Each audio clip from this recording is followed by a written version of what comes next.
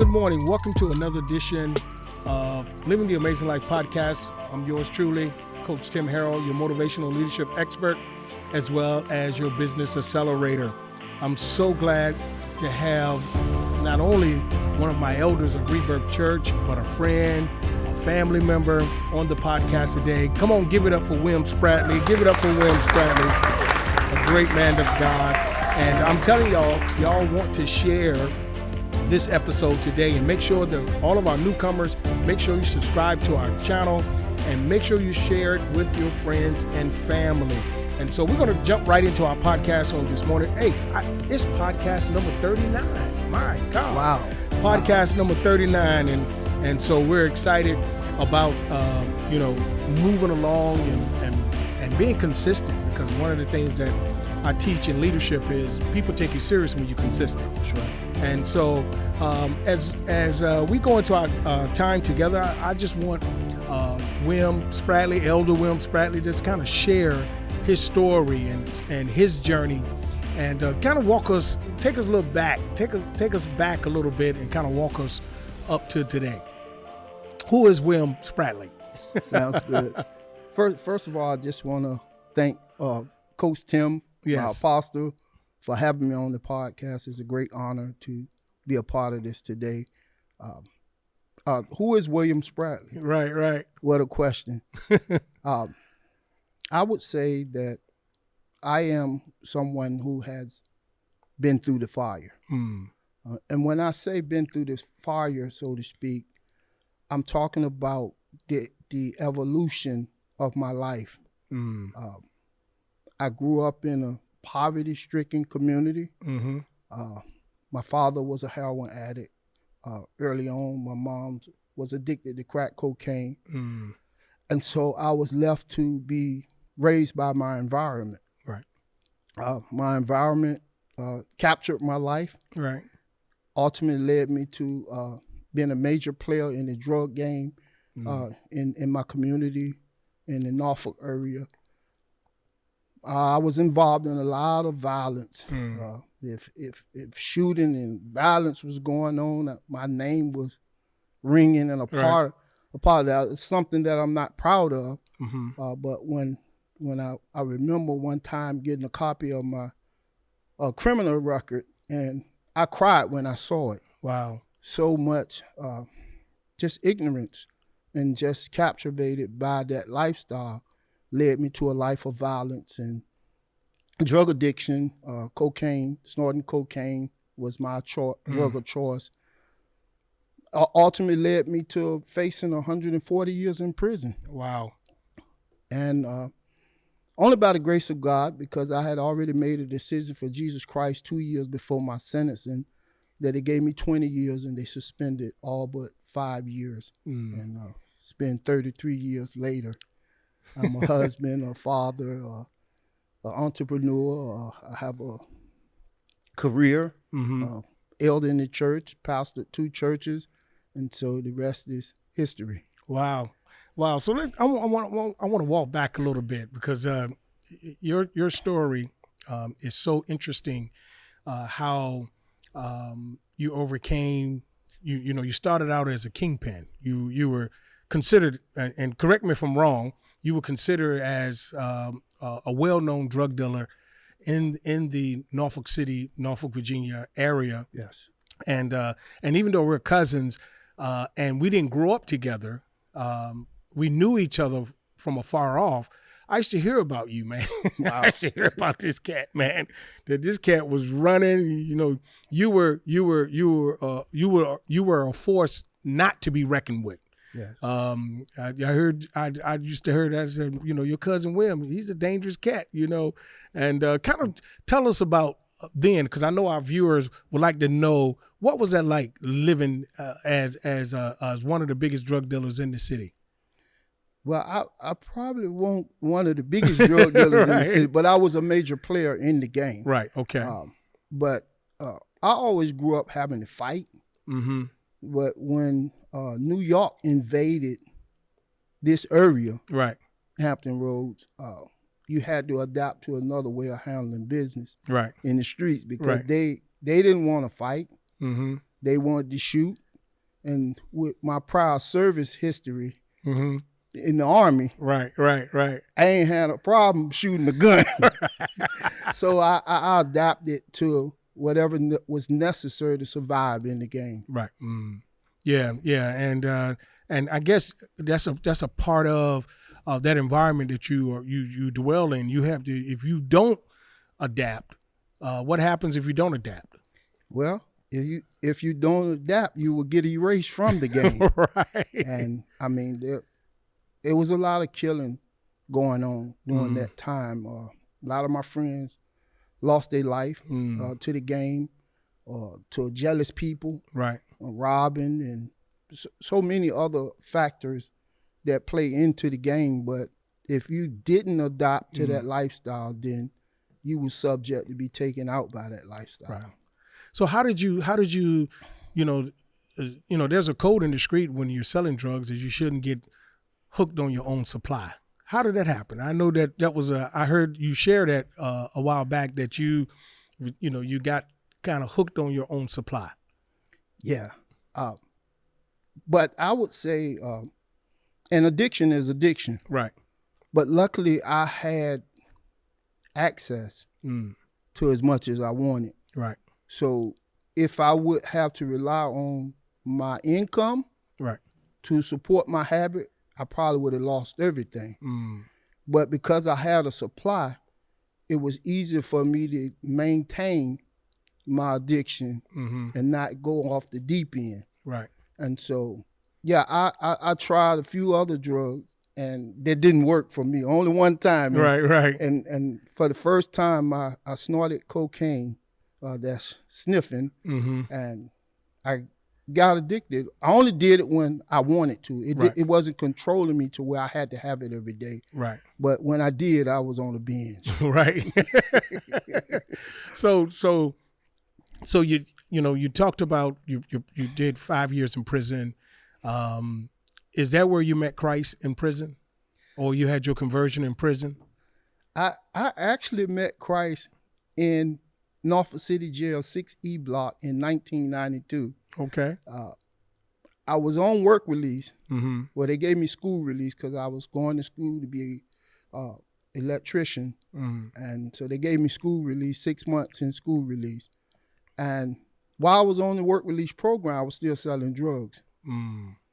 So that's when the indictments came down for conspiracy to distribute and 2 distribution charges. Wow. Where they revoked me from the work release program, put me in population. And once I came to the realization of how much time I was facing, I started looking in a different direction. Wow. And, everybody get to their bottom to where they know that they need Christ in their life. But for me, it was the 140 years. Right. And I began to cry out to God, September 1992, I need you to come in and change my life. Right. And that was when I accepted Jesus Christ. Wow. What an amazing journey as far as, because I know your whole story. I know the things that you shared with me, the things that you've been through, things that you had to suffer, growing up, not having a father in your life, and you trying to figure out, this thing on your own. What do a man do? How do a man raise his children? How do a man love his wife as Christ has loved the church? And how do he be a contributor to society, yes, as a man? And when you don't have that guidance, it could be very difficult. Tell us about that. Tell us about that struggle that you had to figure that thing out. Yeah, it was a major struggle. Again, I met my wife at the altar in 1998, and I said I do, and I realized that I had no clue. Right. I had no clue how to be a man. I had no clue how to be a husband, how to be a father, because I had no model, no example. And so I had to turn to the Father, which is above, to give me direction on how to become a man, husband, and a father. Wow. And I'm quite sure you made your share of mistakes. Yes, sir. Yes, sir, I did. Yeah, and just to see where the Lord, because of course, our viewers know that this is this podcast is named Living the Amazing Life. And now I see you, listening to your story, what you've been through, what you had to suffer. And now I see you living the amazing life. I see, because we tell people living the amazing life is not so much what you own, what you possess, how much money you have in the bank, but how you contribute to the lives of others. How you help others is really living the amazing life. And I see that you doing that. And just tell our viewing audience some of the things that you do to really live that amazing life by adding value to others. Well, the first thing is I believe that I got a mandate for my life to go back and train men. If any man under the sound of my voice was in the same situation I was in in 1998 when I made the decision to get married and had no clue, right? Then I want to go back and pour into them the lessons that I learned in 33 years that helped them to develop as a man and be the man that God has called them to be.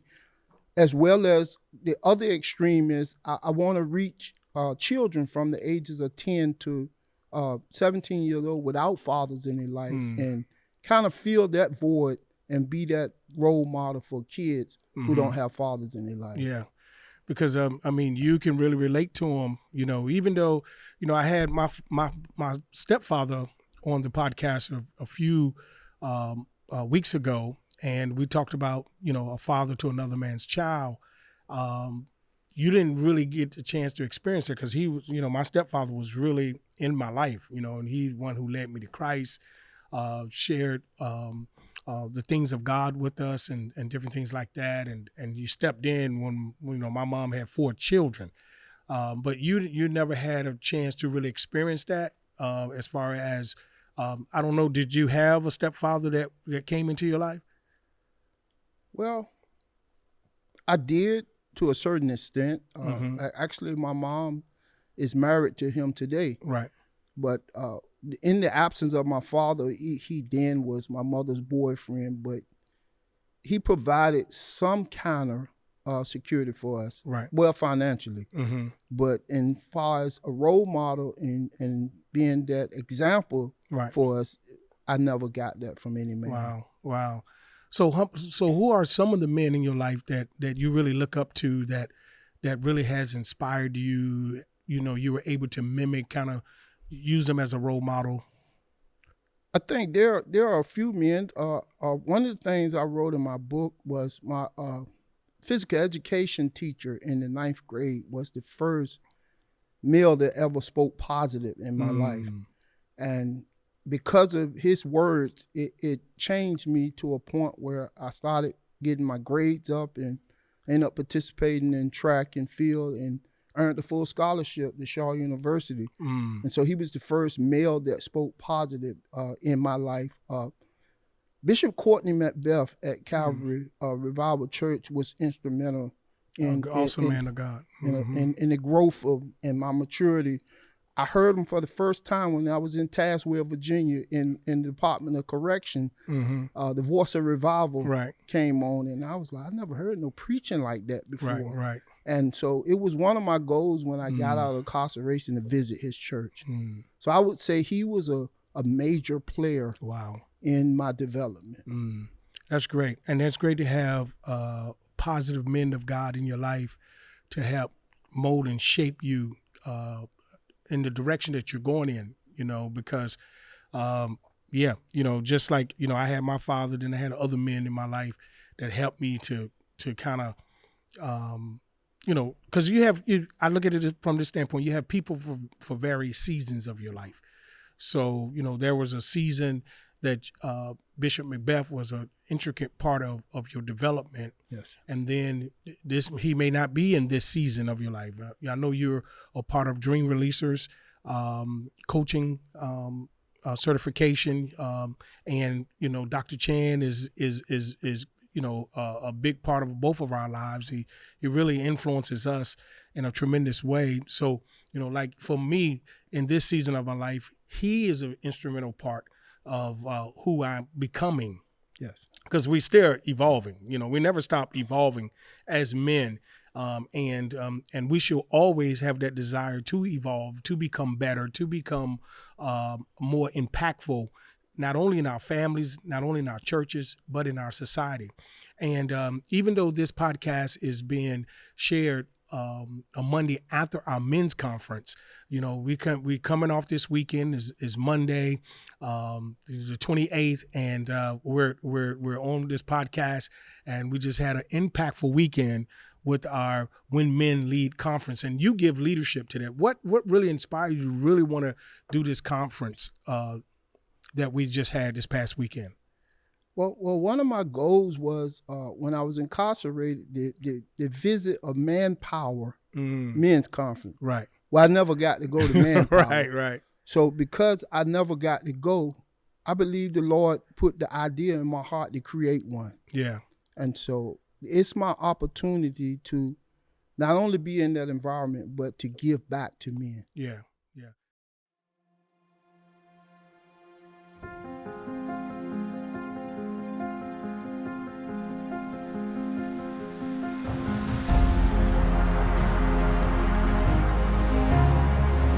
You are a gift to the earth. You are a gift to the earth. And when you begin to think that way, when you change your mindset and begin to think that I'm a gift to the earth, right? The people are blessed because of me. People are better off because of me.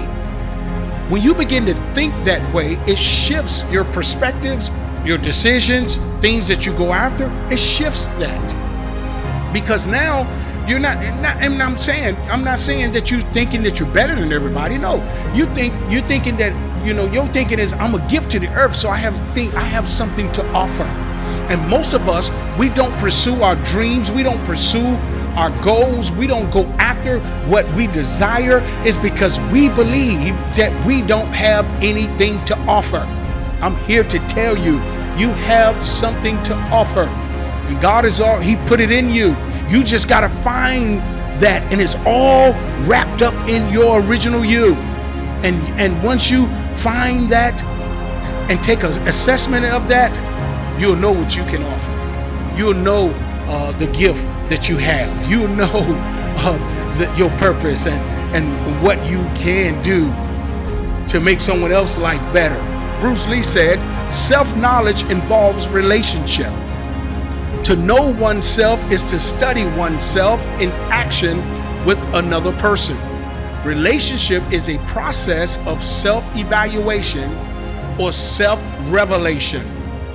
Relationship is the mirror in which you discover yourself. To be is to be related.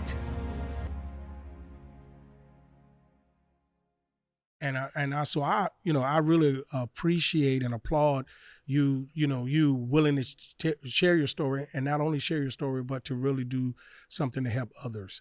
And that is what the Living Amazing Life is all about. Yes. I know you have a couple of books that you've written. Tell us about your books. Yes. Actually, the books were in my heart even when I was in prison, but I kept procrastinating for years and years. Say, I'm going to write a book. I'm going to write a book. I'm going to write a book. It started to sound like a parrot. And then finally I said, when? When? And so I really buckled down and was able to write 2 books in 1 year. The first book is On My Way There. The Lifetime of Discovering Myself is an autobiography about my life, about the drug game, about college, about military, and all of that, addiction. The second book is Unleashing Your Hidden Treasure, and it has to do with your potential. And those are the 2 books that's actually published. And I'm working on book number 3. It's called The Responsible Man, and it's geared to minister to men. Wow. Yeah. And I think it's great because you're focused on your passion. A lot of people don't, a lot of people are all over the place. They really don't know who they are. They don't know the purpose. They don't know their life mission. So they're all over the place. But, because of who because of who you are based on what you've been through. Based on what you've been through, you don't discount the things that you've been through. You don't, even though it was negative, even though you hated to go through it, but you're using those experiences to make yourself better and to help others. and that's really is depicted in your books that you've written, and then the businesses that you have set up. Tell us about the businesses that you set up. Well, one of the businesses is a nonprofit organization called the Mentoring Group Incorporated, Mm-hmm. and that's where I sow into the lives of children from the ages of 10 to 17, providing services for them, GED, role modeling, Mm-hmm. skill training, development, and careers, Right. and all of those areas. And that's still in the process of getting that, totally off the ground. Right. But that's one of my heart's cry is to really sow back into children without fathers in their life. The other business is a coaching and mentoring company Mm-hmm. called Elevation Coaching and Mentoring, where a lot of attention is on men Right. with the coaching company and at-risk youth, young Right. boys. Mm. And so those are really what I go after, but I also provide some other services. So I'm excited about that. And then the books, the Yeah. publishing. Because you've done that too. You worked at Barry Robinson, right? Yes. Tell us what is Barry Robinson? So Barry Robinson is a residential treatment facility for children with developmental disabilities. Mm. I started at Barry Robinson as a janitor, but my goal and aspirations was to be a counselor. Mm. And God bypassed all the systems, all the educational process. I don't have a degree, Right. but because of my experience in working in the substance abuse program for 12 years, Mm-hmm. they took my experience over a degree, and I was able to land my position as a residential counselor one. Mm. And in 3 years, I became the campus coordinator, Wow. running the whole facility, writing doctor orders without a degree. Wow. That's an amazing journey. And you stay in that lane. That's what I love about you. You stay in that lane because your business reflects that. Your books reflects that. Your ministry here at Rebirth reflects that. And so you're a man who really knows his purpose. It might, I don't know how long it took you to really discover that, but we all as men, we go through those seasons of our lives where we try to figure out ourselves. We try to, I was going to go somewhere else, but I'm not going to go there about our manhood and different things like that. And we waste a lot of time. When all we have to do is just really, for me, I put it this way. For me, I just kind of looked at where I've been, and I said to myself, if God allowed me to experience what I experienced, and I'm still alive, He must want to do something with what I experienced in my life. Yeah. And so I started incorporating what I do now, heading into my future, where I've been. And a lot of people, and I tell a lot of people, my past does not dictate my future. But I started changing that because there's some truth to that. Yeah. There's some truth to that. My past did dictate my future, and because based on my past, been incarcerated, drugs and things like that. Now in my future, in my living the amazing life season of my life, I focus on helping others who incarcerated, who been on drugs and who don't understand their purpose and their mission, and who has an identity struggle. So in essence, my past kind of dictates my future. I agree. Yes. So again, guys, if you want to make sure that you share this podcast, I'm so glad to have William Spratley on here, Coach William Spratley up here with us. He's elder, he's coach, he's entrepreneur. So he has several different hats that he wear. And not only is, he's one of our elders here or one of our partners at Rebirth. He's also a family. He's my cousin. Yeah. He's also a spiritual son. And so we just thank God for him. And so elder, coach, how would people get in contact with you? What would be the easiest way to get in contact with you? They can visit, actually the website is Elevation No, they can actually go to kingdombiz.org. Kingdombiz.org. Yeah, and that site. And that's biz, B-I-Z. B-I-Z, B-I-Z. You can see the businesses and you can contact me. Also, you can catch me at William Spratley, the number 3 at Gmail. You can reach me there also. Okay. William Spratley, number 3 at gmail.com. Yes. All right. So please feel free to get in contact with Coach William. He'll definitely be a blessing to you. And you're all over social media too, so people can get in contact with you on social media and different things like that. And so, again, thank you for being on the podcast today. Anything you would like to say or encourage anybody, and you can look into this camera right here. Yeah, I also want to thank you, Coach Tim, Apostle, Right. cousin, for having me on the podcast. But I also want to say that you challenged my leadership. And so one of the reasons why I was attracted to Rebirth Church is because the level of leadership excellence that you displayed. And so that challenged me to go harder. Right. To keep growing, to keep developing. So I want to thank you for that. But yeah, I just want to tell all the men, I'm excited about this conference. And if I can do anything to help you in the future, feel free to reach out. I'm here for you. Yeah. My goal in life is to empower people and transform lives. There you go. There you go. And all of us should have that mission. Yes, sir. All of us should have that mission. And again, guys, thank you for joining us today. God bless you. Again, subscribe to the channel, share it with your family and friends. And guys, we look forward to meeting you guys on next Monday, the same time. And as always, you know what time it is. It's time for you to live your amazing life. God bless you.